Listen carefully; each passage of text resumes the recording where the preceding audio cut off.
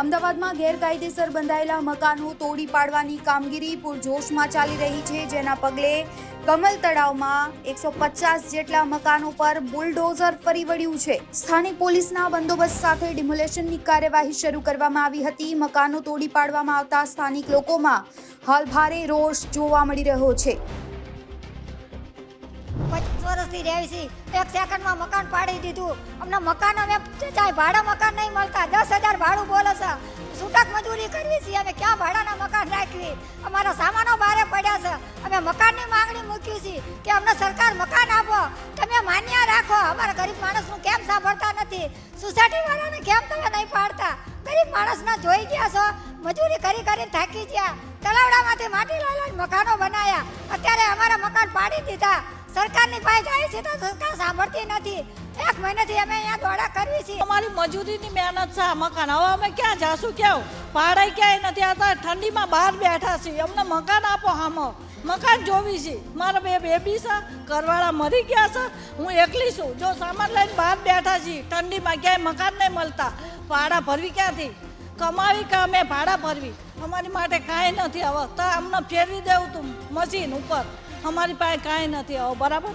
અમદાવાદના કુબેરનગરમાં આવેલા કમળ તળાવની આસપાસ બાંધવામાં આવેલા લગભગ 150 જેટલા મકાનો ડિમોલિશ કરવામાં આવી રહ્યા છે। આપ તસવીરોમાં જોઈ શકો છો, જેસીબી મશીન, હિટાચી મશીનની મદદથી જે અવૈધ 150 જેટલા જે મકાનો તળાવની જમીન ઉપર બાંધવામાં આવ્યા હતા તેને પાડવામાં આવી રહ્યા છે। જે સ્થાનિક લોકો જેમના મકાન અહીંયા હતા અને મ્યુનિસિપલ કોર્પોરેશન દ્વારા જે મકાનો પાડવામાં આવી રહ્યા છે તેમનાથી વાત કરીશું। કાકા, શું નામ છે તમારું? મારું નામ દાનાભાઈ।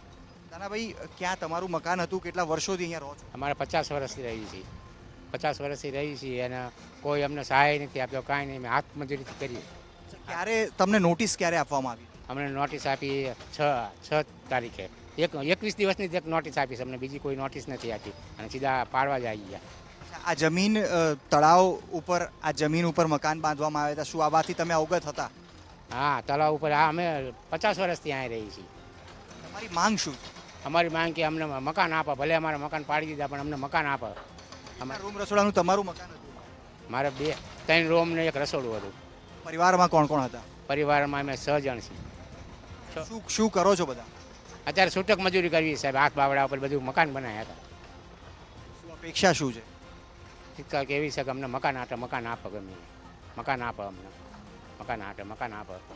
તો પાડ્યા ભલે પાડ્યા પણ અમને મકાન આપો। તો તસવીરોમાં આપ જોઈ શકો છો કે જેસીબી મશીનના માધ્યમથી લગભગ 150 જેટલા જે મકાનો છે તે તોડવામાં આવી રહ્યા છે અને જે તસવીરોમાં અત્યારે આપ જોઈ રહ્યા છો એની બિલકુલ પાછળની તરફ તળાવ આવેલું છે અને તળાવની જગ્યા ઉપર જે 150 જેટલા મકાનો બનાવવામાં આવ્યા છે તેને અત્યારે તોડવામાં આવી રહ્યા છે। એક માજી પણ અહીંયા નિરાશ બેસેલા દેખવા મળી રહ્યા છે, તેમનાથી વાત કરીશું। શું આપનું પણ મકાન હતું? હા, અમારું મકાન, અમે 50 વર્ષથી રહી છે, એક સેકન્ડમાં મકાન પાડી દીધું। અમને મકાન અમે ચાહે ભાડા મકાન નહીં મળતા, 10,000 ભાડું બોલે છે।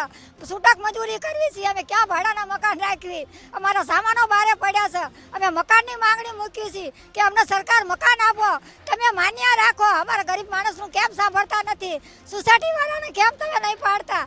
ગરીબ માણસના જોઈ ગયા છો, મજૂરી કરી કરીને થાકી ગયા। તલાવડામાંથી માટી લાવીને મકાનો બનાવ્યા, અત્યારે અમારા મકાન પાડી દીધા। સરકારની પાસે જાય છે તો સરકાર સાંભળતી નથી। એક મહિનાથી અમે અહીંયા દોડા કરવી છે તો કોઈ અમને જવાબ દેતો નથી। કોને કેવી ચા જાવી? કોના સહારા જીવી અમે? અમને મકાન આપો, બીજું કાંઈ નથી કહેતા। સરકારની આગળ એક જ માંગણી છે, કોઈએ વિરોધ નથી કર્યો, કોઈ ગાળું નથી બોલ્યા, કોઈ એમને કાંઈ કહેતા નથી। મકાન આપો, બસ અમારી એક જ માંગણી છે, અમને મકાન આપો, મકાન જોઈએ અમારે, બીજું અમે કાંઈ કહેવા નથી માંગતા। બસ કેટલા લોકોનો પરિવાર આપનો અહીંયા રહેતો હતો? આપનું મકાન ક્યાં હતું? કેટલા રૂમ? મકાનમાં મારી 3 બેબી હતી, સાસરા જતી રહી, મારા 2 બાબા છે, મારી જોડે રહે છે। હવે અમે ક્યાં જાવી? કોના કહેવી? છૂટક મજૂરી બધા કરે, મજૂરી નથી મળતી। અત્યારે આ બધા આવું થઈ ગયું, ક્યાં મજૂરી કરવી અમારે? કેવી રીતના ગુજારણ કરવાનું અમારે? ભાડા એટલા બોલે છે તો અમે ભાડા 20,000 તો ડિપોઝિટ બોલે છે, તો હવે અમારું 5,000નું બંગલાની અંદર કામ થાય છે તો હું 10,000 કેવી રીતના ભરું?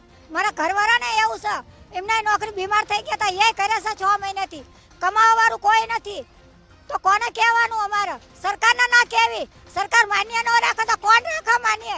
માન્ય તો રાખવું પડે, ગરીબને મકાન દેવા જ પડે।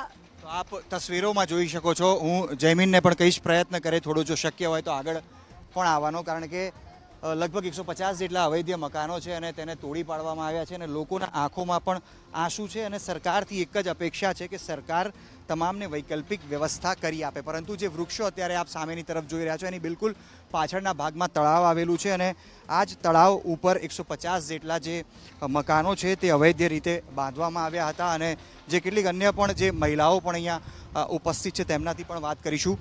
કેટલા સમયથી તમે અહીંયા રહેતા હતા? 50-60 વર્ષથી. અને તારનું અમારી મજૂરીની મહેનત છે આ મકાન. હવે અમે ક્યાં જાશું કેવું? ભાડાય ક્યાંય નથી આવતા. ઠંડીમાં બહાર બેઠા છીએ. અમને મકાન આપો હામો. મકાન જોવી છે. મારા બે બેબી છે, ઘરવાળા મરી ગયા છે, હું એકલી છું. જો સામાન લઈને બહાર બેઠા છીએ ઠંડીમાં, ક્યાંય મકાન નહીં મળતા. ભાડા ભરવી ક્યાંથી? કમાવી કે અમે ભાડા ભરવી? અમારી માટે કાંઈ નથી. હવે તો અમને ફેરવી દેવું તું મશીન ઉપર.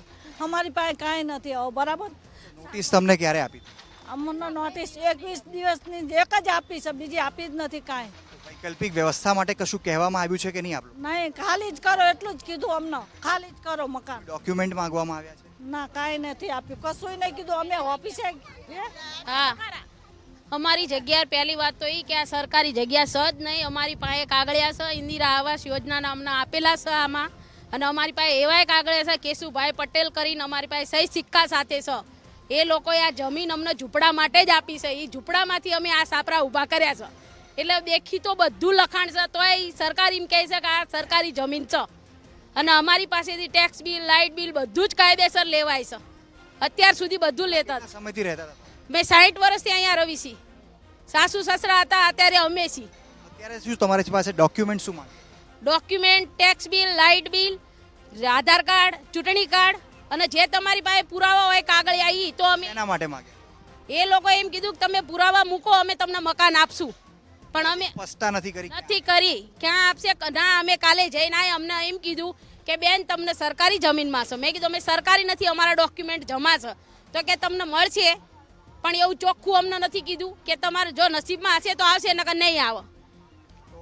તમામ એ મહિલાઓ છે કે જેમના મકાન અત્યારે અવૈધ કહીને તોડી પાડવામાં આવ્યા છે અને લગભગ 150 જેટલા મકાન જે કમળ તળાવ ઉપર બાંધવામાં આવ્યા હતા ને જે સ્થાનીય લોકો છે તેમનું કહેવું છે કે 50-60 વર્ષ જેટલા લાંબા સમયથી તેઓ અહીંયા વસવાટ કરી રહ્યા હતા. તેમના પાસે light bill, municipal tax bill ભરાવવામાં આવતું હતું અને આખરે હવે સરકારી જમીન છે તેમ કહીને તેમના મકાન અવૈધ કહેવામાં આવી રહ્યા છે અને તોડવામાં આવી રહ્યા છે. જોકે આ તમામ લોકો પાસેથી જે તેમના ડોક્યુમેન્ટ્સ છે તે માગવામાં આવ્યા છે, પરંતુ એ સ્પષ્ટતા નથી કે ક્યાર સુધીમાં અને ક્યાં તેમને વૈકલ્પિક વ્યવસ્થાના રૂપે મકાન આપવામાં આવશે. હાલ તો આ તમામ 150 જે ઘરો તોડવામાં આવી રહ્યા છે તેમાં વસતા લોકો બેઘર બન્યા છે. કેમેરા પર્સન જયમીન વ્યાસ સાથે અતુલ તિવારી, ગુજરાત તક, અમદાવાદ.